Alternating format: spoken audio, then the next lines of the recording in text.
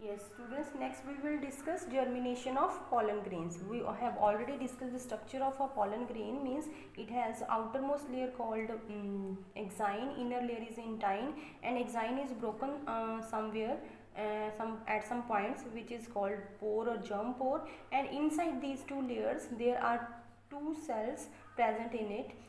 One is called generative cell and other is called tube nucleus.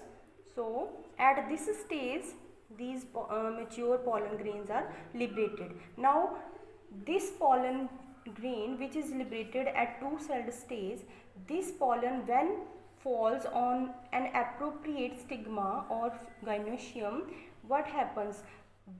Through these germ pores, this pollen grain will absorb nutrients from the substratum of stigma, and by absorbing some nutrients, this intine will start protruding out, and this nucleus, which is called tube nucleus, will help to produce what? Will help to produce a tube-like structure, and this tube nucleus will further help to increase this tube-like structure, and this generative cell follows this tube, and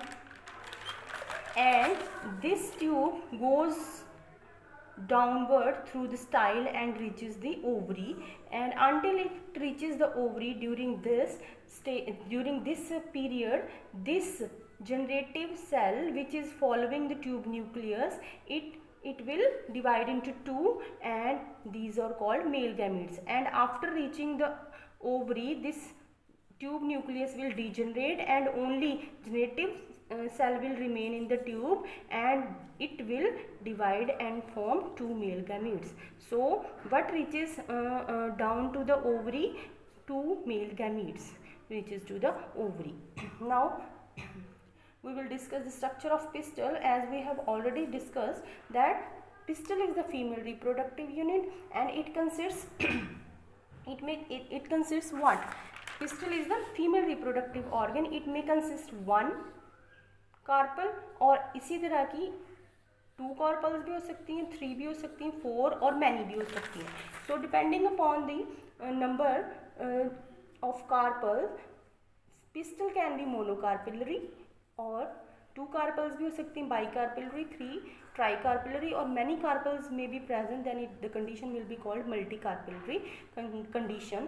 And now these multicarpels, 2 or 3 or 4 carpels, can be free or fused. If these carpels are fused, totally fused, no identification of single carpel, then the condition is called syncarpous condition, where carpels are fused. And if all the carpels are seen separate and individual, then the group of these free carpels is called apocarpous condition, and where carpels are free. So what we come to know that this pistil is generally made up of three parts, that is ovary, style and stigma. Ovary, style and stigma, or stigma, style and ovary.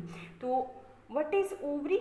Ovary is the swollen part of the pistil, and which consists of what? Inside क्या है? Inside the ovary there are chambers which are called locules, and these locules और जो chambers हैं, these are made up of tissue called placenta, and we will further discuss in the next video.